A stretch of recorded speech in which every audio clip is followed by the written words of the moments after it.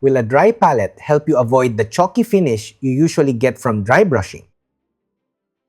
I was waiting for brands to make a slap chop or dry palette insert for their wet palettes. So, I was holding off on making a DIY dry palette for a while now. A dry palette and a silicone palette insert should be awesome for slap chop and sponge chop. But I have to work on some bases already and I wanted a dry palette now. So, I made one. No, I made two. In this video, I'll show you how I made my own dry palette for dry brushing and slap chop. We will discuss proper dry brushing and how to produce smoother dry brushing. Also, do you need a dry palette? Will this dry palette finally help you produce a better dry brush finish? Lastly, I'll show you another nice way to use this DIY dry palette at the latter part of this video. I'm Don, welcome to my channel. This channel is supported by all these awesome brands. Also, special thanks to The Army Painter for making this video possible. Oh, by the way, don't forget my affiliate links and discount codes down below. They won't cost you extra, but they help the channel a lot, and you'll get some good discounts. Lastly, do check out spraygunner.com. They've got everything you need for painting, from top-of-the-line airbrushes to high-quality paint brands. Now the business is out of the way, let's paint.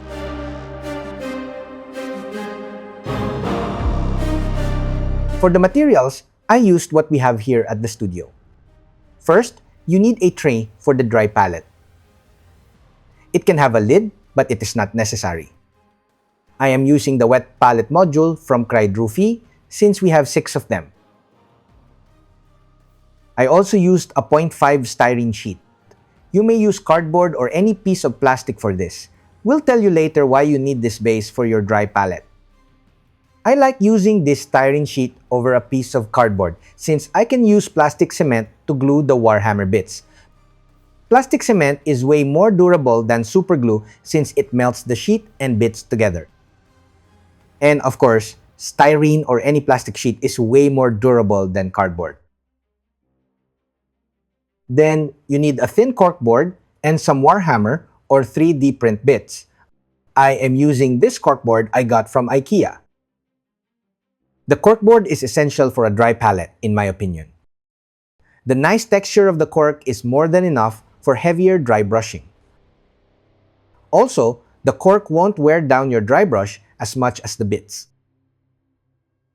Use bits that do not have too many pointy details.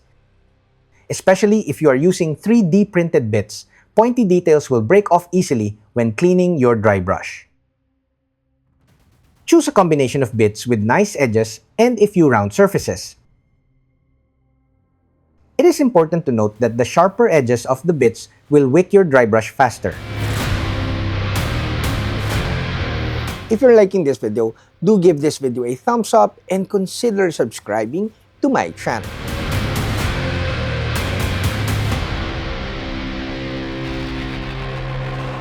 Now let's talk about how this dry palette can help you level up your dry brushing and how you can produce a nicer, less chalky finish with the dry brush.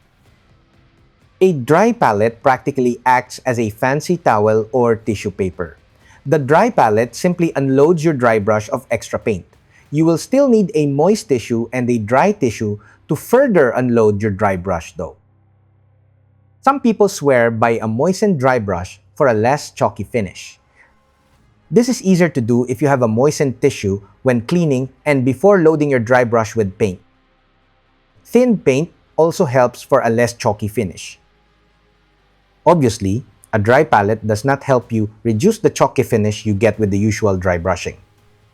This DIY dry palette just makes the unloading of paint more cost efficient. So, you do not need a dry palette if you aren't bothered with buying and using a ton of tissue paper.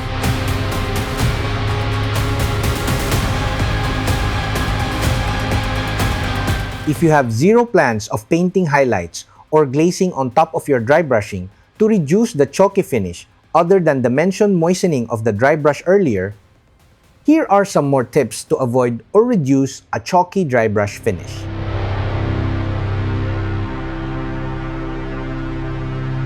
First, buy a good quality set of dry brushes. I usually use the Army, Painter, or Foxbite Hobbies natural goat hair dry brushes.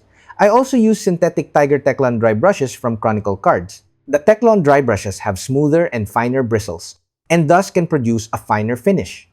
The natural goat hair dry brushes absorb more paint but are harder to clean. The absorption quality of natural goat hair helps produce an even finish. The smoother Teclon, also known as Teclon synthetic brushes, are easier to clean, softer, do not shed as much, but might produce streaking here and there. I recommend you get a goat hair dry brush set and a set of Teclon dry brushes. You will enjoy using both types. Most makeup brushes are made of Teclon. You may also use them, but they are not as durable and most do not have a dome-shaped brush. Dome-shaped dry brushes are great for both dry brushing and stippling.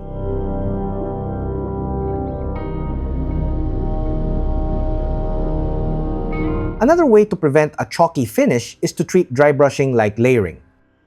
A gradual buildup of colors of varying values from dark to light will help produce better transitions and seemingly a less chalky finish. For slap chop, dry brush dark gray over black primer, then medium gray, then very light gray, then white. We'll return to using white paint for dry brushing in a minute. The gradual buildup of colors will help you produce better gradations and smoother tonal values.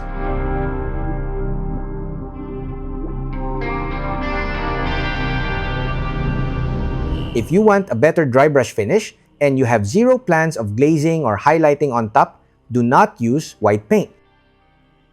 White paint, in general, regardless of brand, tends to have bigger pigments that look chalky after curing. This is why I am not a fan of moistened dry brushing. Moistening the dry brush helps for a better finish, but all the mentioned tips so far will help you avoid a chalky finish even more. Instead of using white paint, use colors that I like to call pre-highlight colors.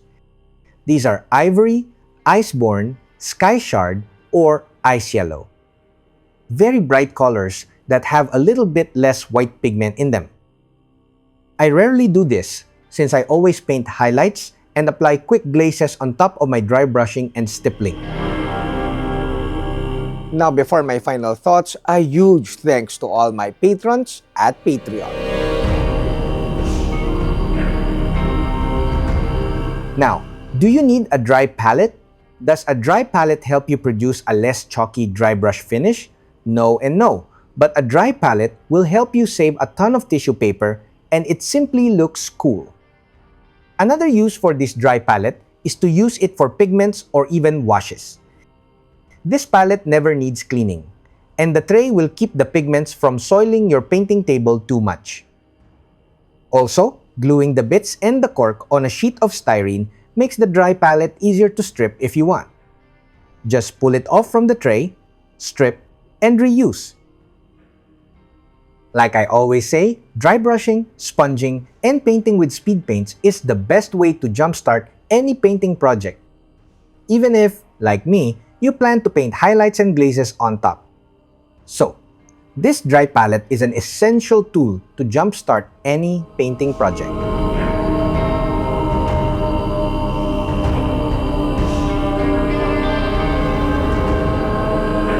That's it, Pansit. I hope you like this video. Do comment, like, subscribe, and all that stuff. Until next video, guys. Bye!